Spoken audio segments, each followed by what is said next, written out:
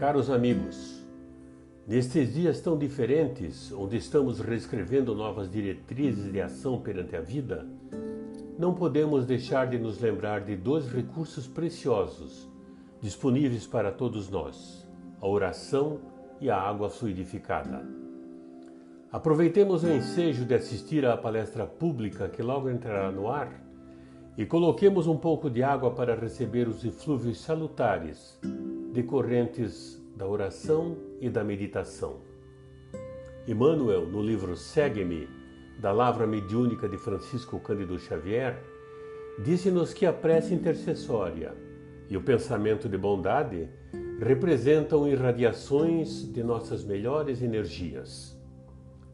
A criatura que ora ou medita exterioriza poderosas forças que, ao influenciarem uma taça singela de linfa potável, condensam princípios salutares que aliviam e sustentam, ajudam e curam. Aproveitemos, pois, esses instantes de profundas reflexões sobre os reais valores da vida para recolher estas bênçãos num pequeno gole de água pura, que, de igual forma como aquelas que recebíamos em nossas casas espíritas, irão dessedentar nossas almas e corações. Muita paz. Sociedade Espírita Renovação.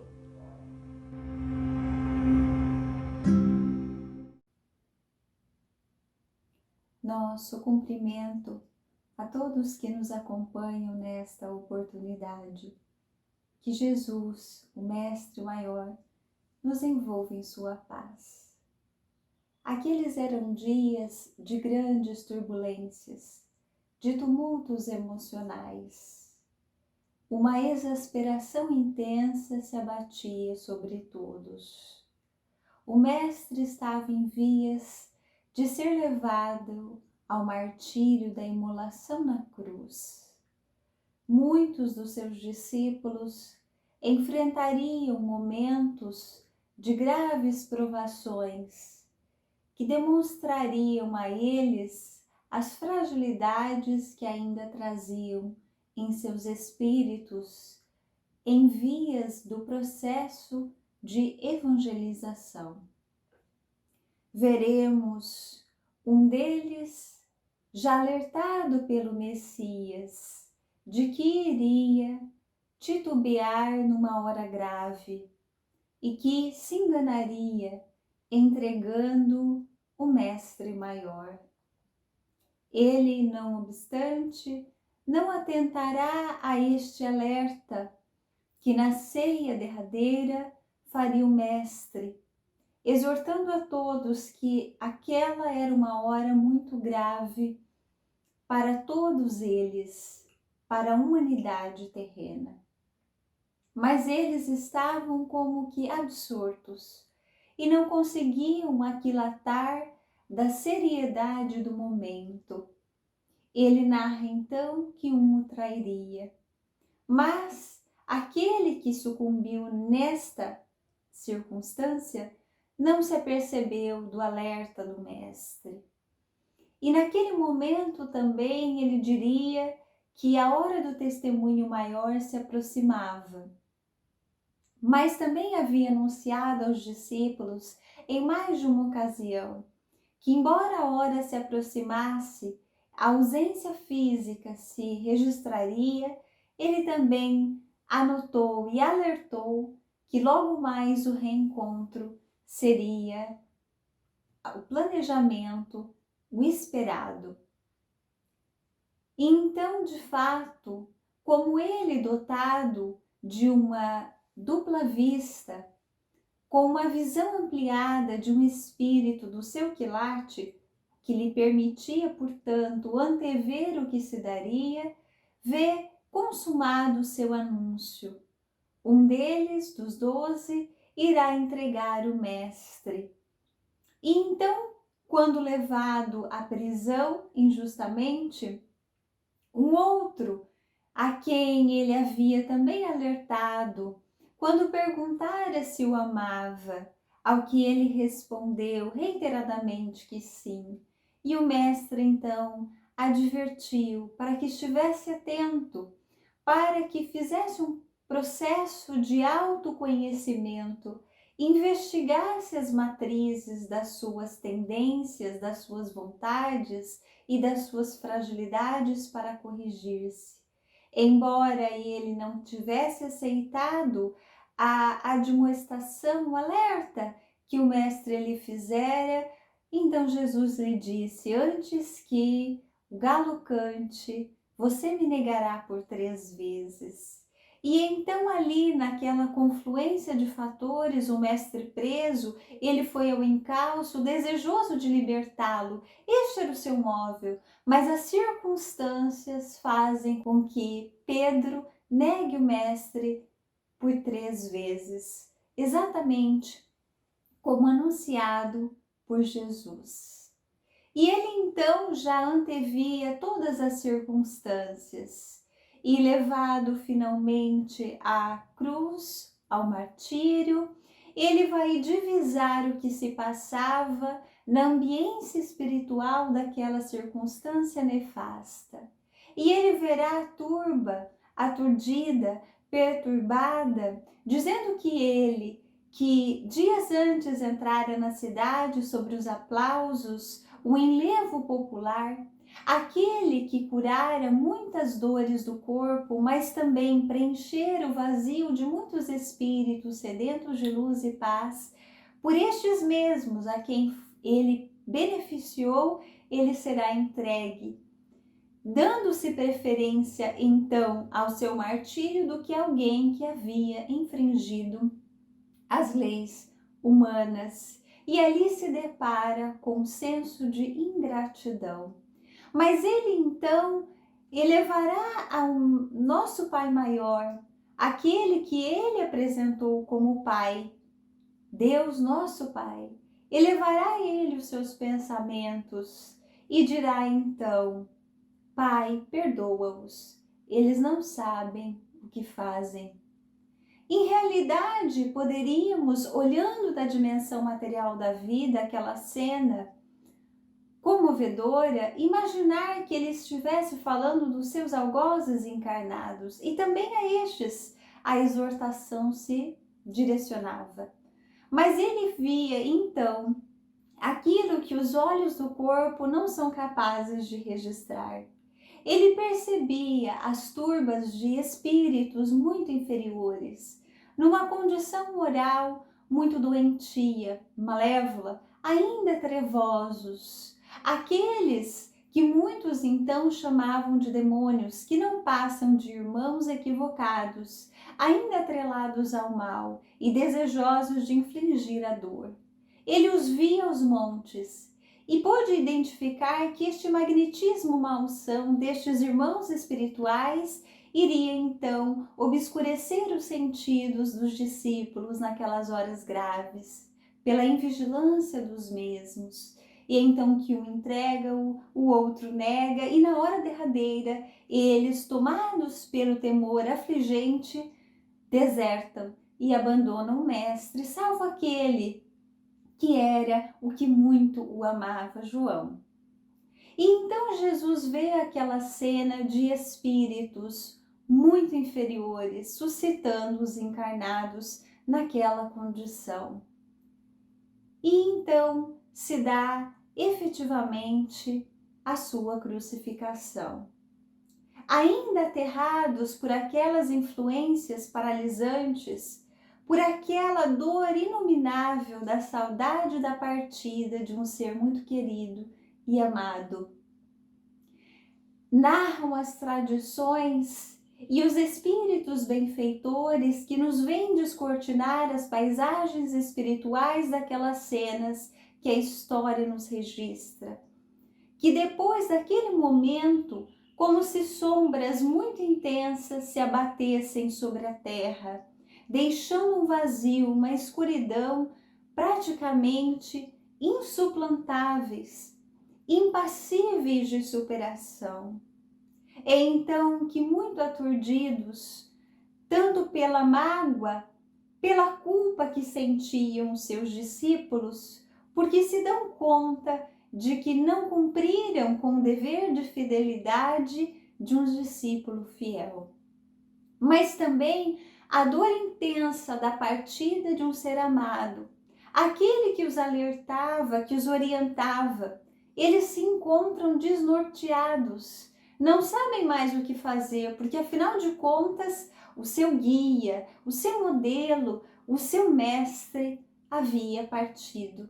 E estavam entregues a si mesmos. Jerusalém era a cidade das tricas farisaicas, era a cidade onde o materialismo se exacerbava ao extremo.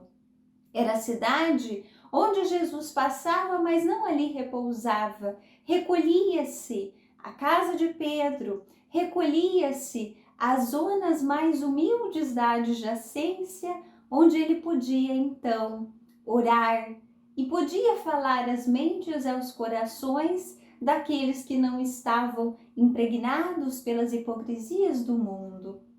Mas os discípulos, não sabendo por que motivo, se veem ali inertes e aturdidos. Eles não conseguem voltar às suas terras de origem, eles não conseguem deixar Jerusalém.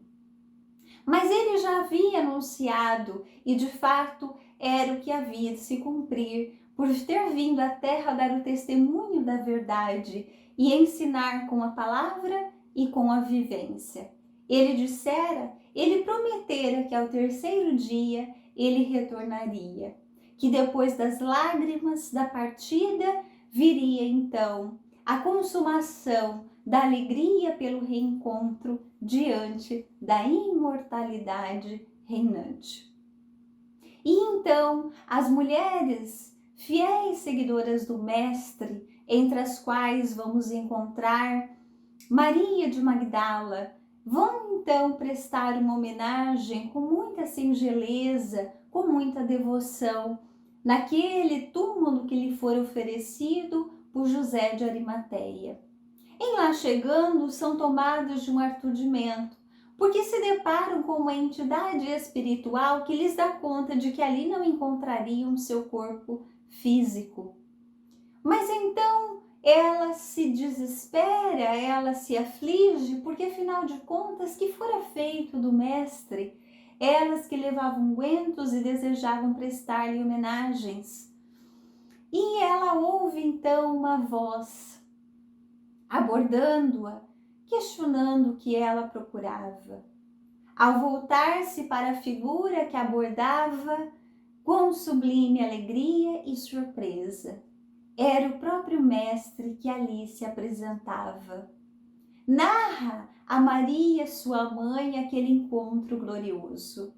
E Maria, a mãe, pressentindo a presença do Filho amado, confirma que, de fato, a outra, Maria de Magdala, havia sido testemunha ocular, aquela que saiu dos vícios da escravidão moral para libertar-se.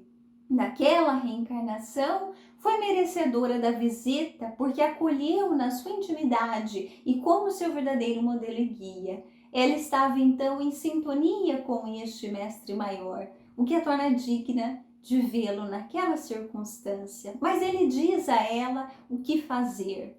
Vai e conta aos discípulos este encontro. E ela vai, pressurosa, narrar este episódio, esta situação incomparável. Os discípulos, recebendo-a, são tomados de algum assombro. Teria de fato o Mestre aparecido? Alguém ali presente vai questionar, mas ele teria aparecido a uma mulher que tivera uma vida?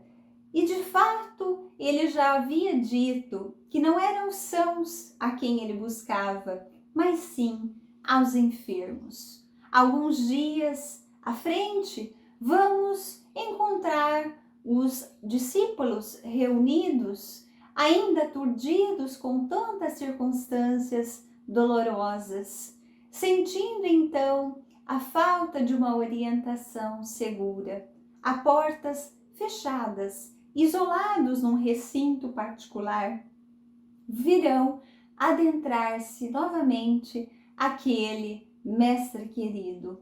As portas não se haviam aberto, mas ele ali adentrou-se. E então os discípulos são tomados também de grandiosa alegria. Afinal de contas, o mestre vivia. Vão conversando com ele, mas de repente a sua figura se desvanece. Mais tarde retorna um que não se encontrava presente, Tomé. E ele então diz, afinal de contas, que me garante que de fato vira o mestre? Não poderia, afinal, ser uma ilusão de ótica, embora não usasse esse termo na circunstância? Ele que tinha uma matriz cética, no sentido de desejar a comprovação, de ver para crer, duvida. Mas também ele terá a oportunidade, logo mais, de deparar-se com a esplêndida figura do Messias. E Jesus, então, se mostra a ele, mas ele, não contente em ver o mestre, diz que quer tocar-lhe as chagas. E, de fato, como se elas esparzissem luz, ele vai tocá-las. Ainda depois, vamos encontrar o mestre acompanhando na estrada rumo a Emaús 2 discípulos seus, que em princípio não se dão conta de quem ali estava a dialogar com eles. Narram as circunstâncias dolorosas do Calvário e se surpreendem que aquele forasteiro não as conhecesse. Apenas quando adentram-se à cidade de Emaús, Cleofas e seu companheiro se dão conta. Eles dialogavam com o Mestre Jesus. E quando são tomados daquela alegria extremada e desejam abraçá-lo, é que ele parte e desvanece-se novamente. Não era um retorno, então, à matéria. Jesus ali apresentava-se como Espírito. E como veio dar o testemunho da verdade, ali ele nos apresenta 2 leis da natureza, que são princípios básicos que apenas 18 séculos depois serão esclarecidos na plenitude da sua significação. Ele nos demonstra a imortalidade da alma. Ele nos demonstra a existência de um espírito que somos nós, que preexiste ao nosso corpo e que sobrevive ao decesso corporal. E também nos comprovará o princípio da comunicabilidade dos desencarnados com os encarnados. A mediunidade ali estava testemunhada pelo Mestre Jesus, que em outros momentos demonstrará que a vida é perene, quando num testemunho grandioso irá abordar aquele perseguidor: Saulo, Saulo, por que me persegues? E naquela visão magnífica, Saulo então virá ao Mestre e acolherá em sua intimidade o convite que ele lhe fará. De fato, quando em 1854, Senhor Allan Kardec ouvirá falar daqueles fenômenos que já de algum tempo estavam assomando no mundo todo, e as mesas giravam, e nos Estados Unidos, raps, batidas, assinalavam a presença de seres invisíveis. E então o amigo lhe narrará o fato que ali se passava e que estava chamando atenção nos salões franceses. E então ele questionará: não seria um magnetismo a causa desses fenômenos?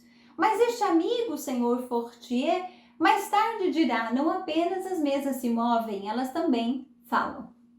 E ele então, um homem de ciência, em pleno século XIX, quando a visão científica e positiva dos fatos impelia o questionamento, a comprovação, ele então se porá a investigar estes fenômenos, porque afinal de contas, para ele, era preciso que comprovasse que tinha o cérebro para pensar e nervos para se locomover. Mas é então que neste processo investigativo, as próprias inteligências que eram invisíveis aos olhos carnais irão nos descortinar a dimensão espiritual da vida. irão narrar que elas eram espíritos, dizendo-se então o fenômeno a sua causa e não o pesquisador a imaginá-la, a pressupô-la. O fato revelou a si mesmo.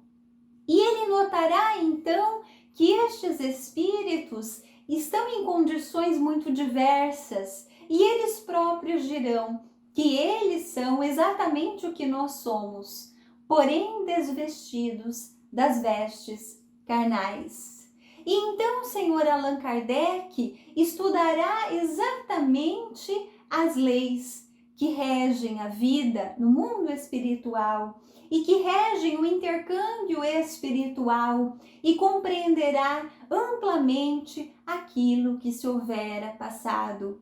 Ele descortinará em nossa intimidade, além deste corpo físico perecível, um corpo espiritual, como já dizia o apóstolo dos gentios, Paulo, quando narrava nesta expressão a existência de um corpo espiritual, onde se registram, onde se impregnam todos os atos da vida, os pensamentos, os hábitos sadios ou não tão sadios assim, que geram então efeitos no corpo físico, mas que estes efeitos também se registrarão neste corpo espiritual. E é este corpo espiritual dotado de múltiplas características em termos de propriedades e de funções é que permitirá então, conforme ele compreenderá e esclarecerá,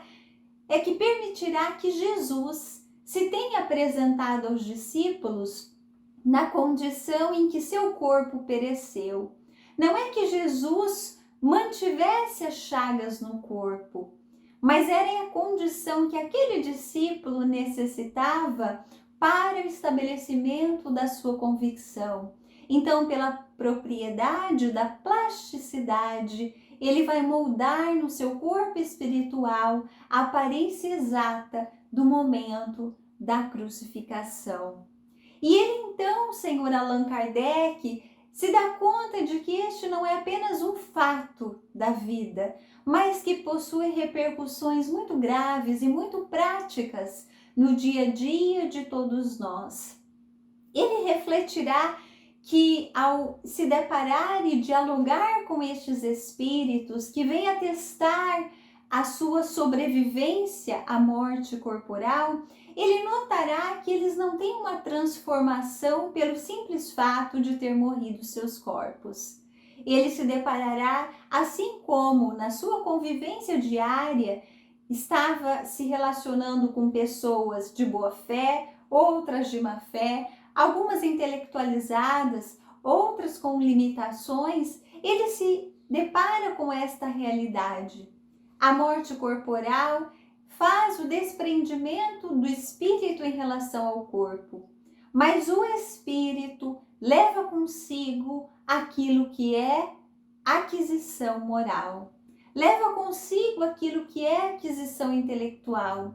E não é pelo fato de desvestir-se do corpo, assim como não é pelo fato de trocarmos as nossas roupas, que mudamos o nosso caráter, a nossa maneira de ser, a nossa maneira de pensar. Então ele se apercebe que a vida espiritual, a imortalidade, nos dará então nos trará uma consequência em termos de responsabilidade.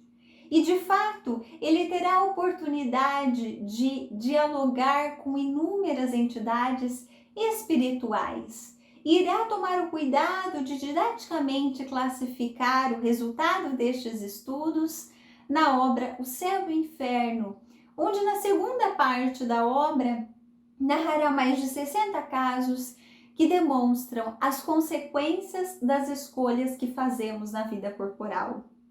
As consequências dos atos de vício, mas as consequências também das virtudes adquiridas, dos atos de bondade, de benevolência. Ele se deparará com o fato de que, se nós não morremos realmente, se o que morre é o nosso corpo, ele se deparará com uma situação de bastante desafio.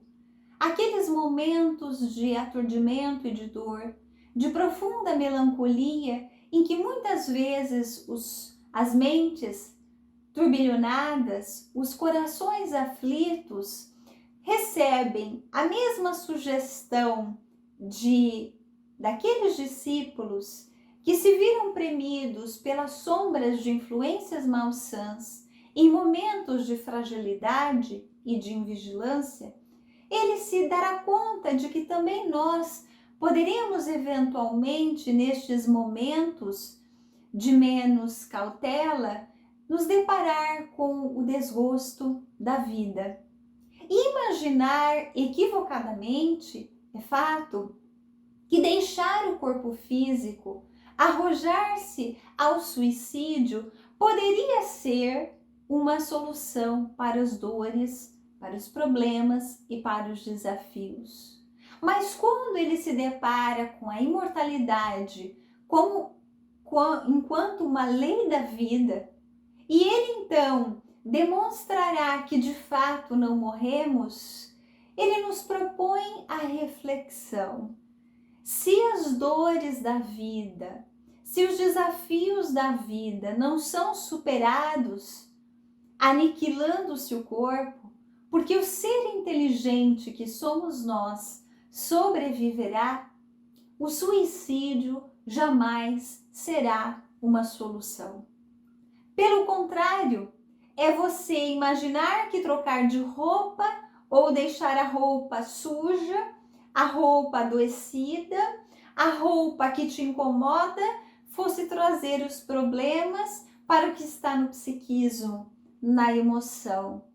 Ele então se deparará com o fato de que, se nós não morremos, então buscar a morte como uma solução é uma falsa solução, que mais aumentará a dor, porque ele dirá, de fato somos imortais, mas cada qual de nós, quando planeja o seu renascimento corporal, em busca de experiências educativas, faz um planejamento da viagem de mergulho na matéria como uma viagem de estudo, de provas, mas também de expiações, de retificações de comportamentos, de escolhas que não foram as mais felizes, as mais saudáveis em outras experiências. E temos então o compromisso de dar conta desta tarefa num tempo definido. Quando temos os hábitos viciosos, tabagismo, alcoolismo, dentre outras, a glutonaria, o excesso alimentar, vamos consumindo os fluidos que nos garantiriam a manutenção da vida pelo tempo planejado. Mas também os descontroles emocionais, a ira, a cólera, a raiva, a desesperação vão nos consumindo a vitalidade e vão nos arrojar a um retorno precipitado e precoce à vida espiritual.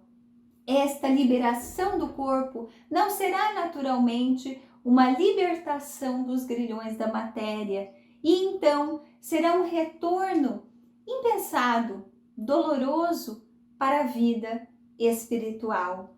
Mas ele se dá conta de que nós vivemos a vida material no tempo planejado, com condições sadias de vida, poderá gerar para nós experiências educativas que, por ocasião do retorno, nos coloquem numa condição de verdadeira paz. E é neste sentido, então, que ele terá o cuidado de reportar e de publicar na obra O Evangelho segundo o Espiritismo, um capítulo todo tratando sobre as aflições. Bem-aventurados os aflitos, porque é na vida corporal que se podem expurgar as mazelas da alma. E é certo que muitas vezes isso se dará através da doença, da dor, do abandono afetivo, dessas emoções perturbadoras. mas ele dirá que isto passará. Por mais tempo que dure, passará. E na ocasião do retorno, estas experiências, se vivenciadas justamente com o pensamento na vida futura, com o pensamento no que eu posso colher da resignação que hoje eu mantiver, o que eu posso colher do empenho que eu faça para ser honesto, o que eu posso colher se eu for um pai de família dedicado, uma mãe de família atenta às fragilidades dos filhos para dar-lhes o suporte moral para vencer as suas más inclinações. Ele se dará conta de que esta certeza da vida futura nos coloca diante de um ponto de vista em que vemos as coisas como espíritos imortais. Os desafios serão passageiros. Nós então nos depararemos com as circunstâncias dolorosas que são da nossa necessidade educativa, como situações que nos trazem oportunidade de exercícios, de paciência, de tolerância, de resignação, mas que elas, assim como os momentos temporários e felizes, passarão, deixando, no entanto, marcas muito profundas daquilo que tivermos alimentado, daquilo que tivermos cultivado em nossa alma. De fato, em O Evangelho segundo o Espiritismo, também ele publicará o 6º capítulo, o Cristo Consolador. E Jesus, então, nos dirá a nós espíritas, já que o Espírito Verdade assina esta mensagem que está numa obra direcionada para os espíritas, que de fato, quando nós nos deparamos com a morte, ela nada mais é do que a ressurreição. Não no sentido de um retorno à carne, mas de um retorno à vida verdadeira do espírito imortal que somos. E ele nos dirá mais que a vida física é a prova buscada e durante a qual as virtudes que nós houvermos cultivado crescerão e se desenvolverão como cedro. Se pensarmos nesta árvore de grande porte, de raízes profundas, o que o Mestre está nos exortando é que, de fato, o que nós cultivarmos na jornada carnal é uma semeadura, são causas que nos ensejarão efeitos no amanhã por ocasião do retorno à vida espiritual. Mas também na medida em que a gente se depare com a morte, ela não terá um aspecto aterrador desde que tenhamos feito as escolhas sadias que nos coloquem em paz de consciência. A morte, então, diante da imortalidade, será na realidade um mecanismo de libertação de uma matéria grosseira, densa, que é o corpo carnal. Será a chance de acesso, de retorno à verdadeira vida. O nosso país de origem, o mundo espiritual. E, de fato, esta certeza é o que nos dá a emoção da serenidade, da segurança, porque também nos deparamos com a certeza de que aqueles entes amados que já retornaram não estão perdidos. Não há eternos adeuses na medida em que sabemos que pode ser que demore um pouco mais, mas mais à frente havemos de nos reencontrar. Também sabemos que todos os esforços valerão a pena, no campo do intelecto, mas sobretudo no campo da moralidade.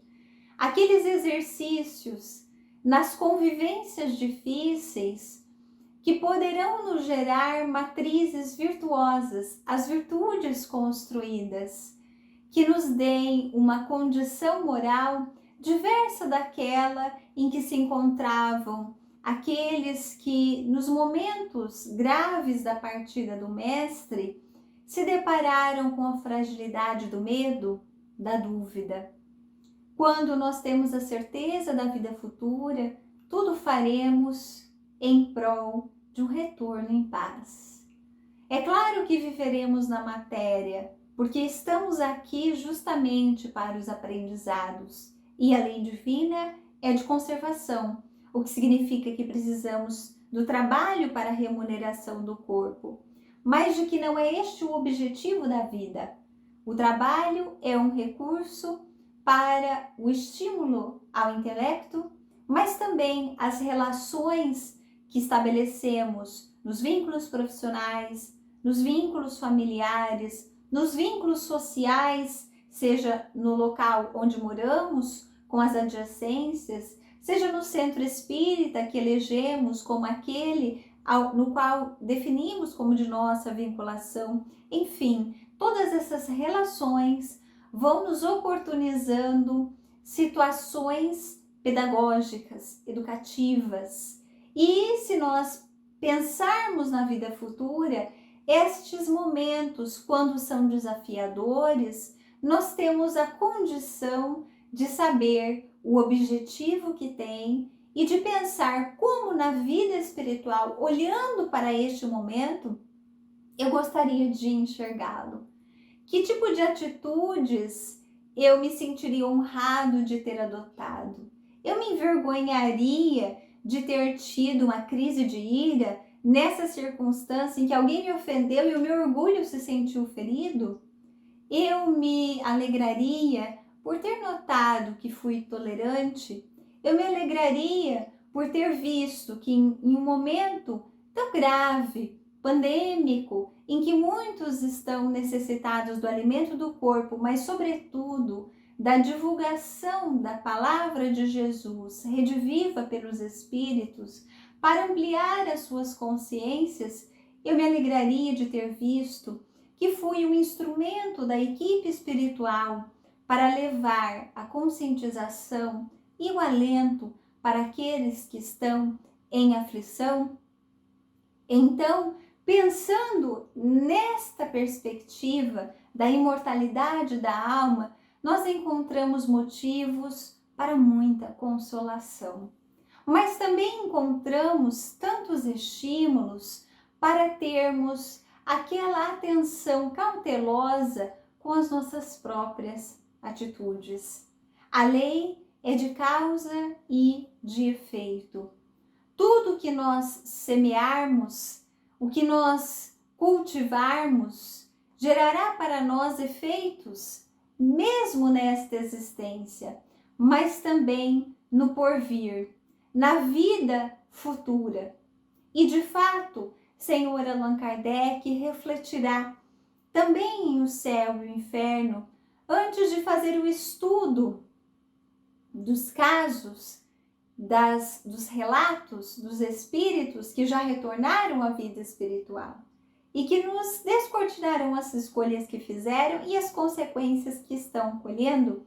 Ele terá o cuidado de analisar um capítulo intitulado O Passamento, ou a passagem, ou seja, o fenômeno da morte e da desencarnação. E ali ele faz uma fala, de fato, que nos deve colocar a pensar. Nós podemos nos dispensar de muitas viagens neste mundo, menos desta, a viagem de retorno.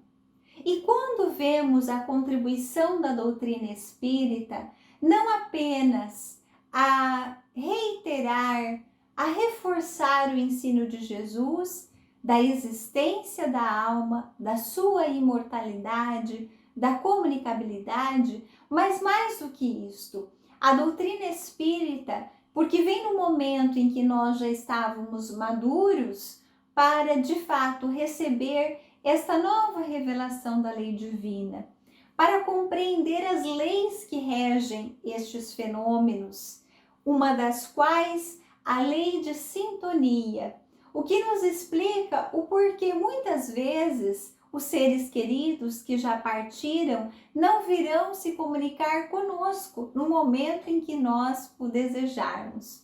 Muitos dirão, mas se a morte não existe, se somos realmente imortais, por que eu não posso dialogar, ser visitado por um amigo querido, um afeto do coração? E a pergunta inicial que poderíamos fazer é: será que não é visitado mesmo? Porque, afinal de contas, na estrada de Emaús, os discípulos conversavam com o Mestre, só não se haviam percebido. E quantos intercâmbios ocultos, através de intuições e de inspirações, não teremos feito já com estes entes amados? Mas também nós não podemos desconsiderar que estamos mergulhados temporariamente na matéria. Mas, como os espíritos ensinam Allan Kardec, nós não estamos encerrados como numa caixa. Também estamos na condição de espíritos imortais que somos, mantendo-se a nossa potência da expansibilidade perispiritual. O que faz com que durante o sono do corpo, nos momentos de desprendimento, nós vivenciemos temporariamente essa realidade da dimensão espiritual da vida.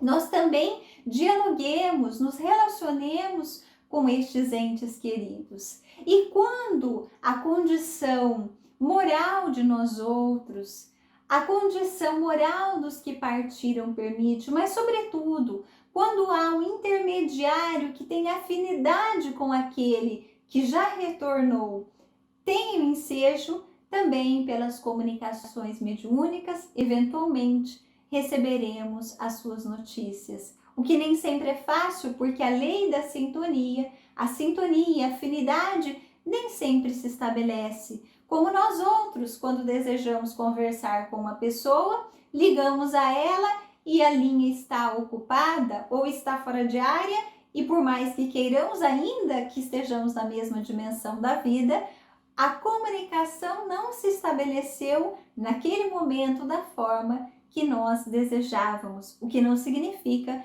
que não possa se dar em outras circunstâncias que sejam as adequadas. De fato, diante da imortalidade da alma, e particularmente neste momento em que vemos também muito aturdimento e muita desesperação, somos convidados a refletir sobre a partida, mas também a nos lembrar que, embora seja natural que com a morte do corpo fiquem as saudades, fique a dor da ausência física, da ausência dos fluidos que a presença de um ser amado trazem para nós e que nos alimentam emocionalmente, psiquicamente, como os discípulos experimentaram naqueles dias dolorosos. É fato que há alguma sombra neste momento da partida,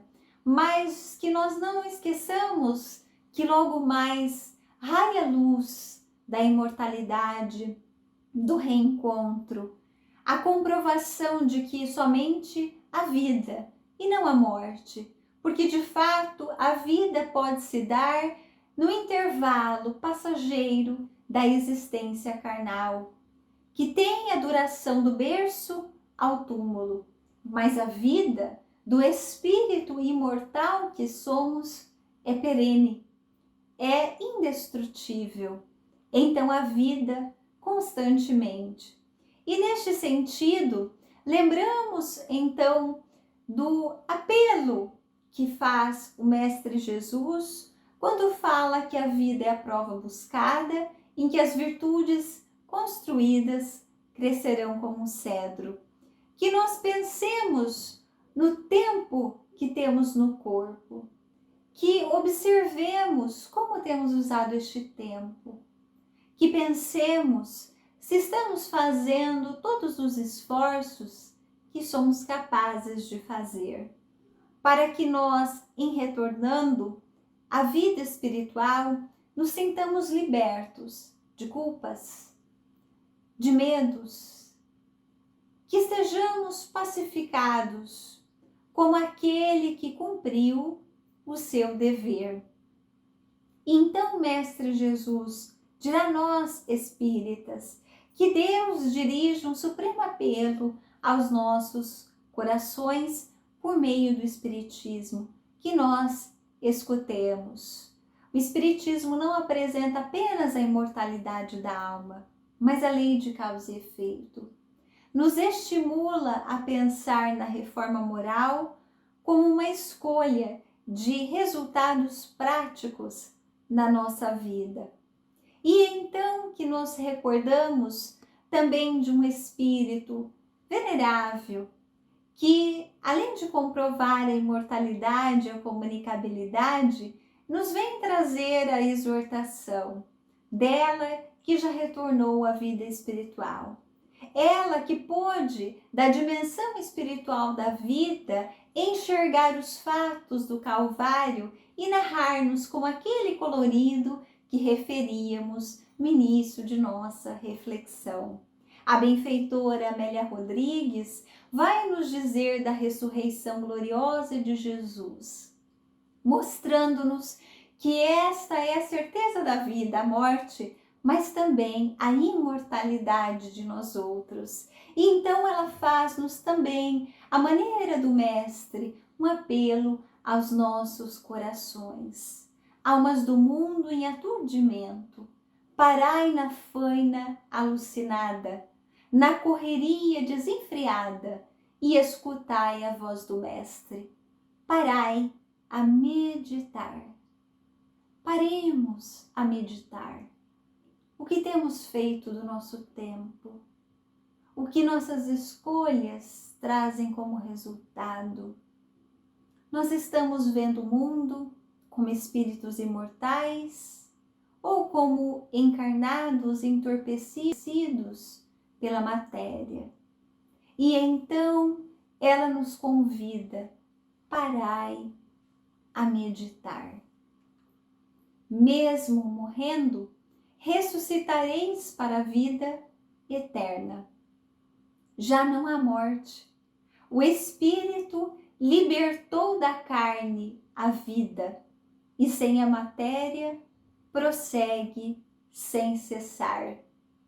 Amanhecer da ressurreição. Nós não sabemos quando se dará para nós outros, mas que saibamos que diante das brumas que assolam o planeta, diante das partidas coletivas, um amanhã existirá. Que nós nos acautelemos nestes momentos graves, porque também as turbas estão esparzindo o aturdimento e é preciso reservarmos o campo mental para as ideias superiores, para contribuirmos para diluir as sombras que estão temporariamente obscurecendo os raciocínios, afligindo as emoções.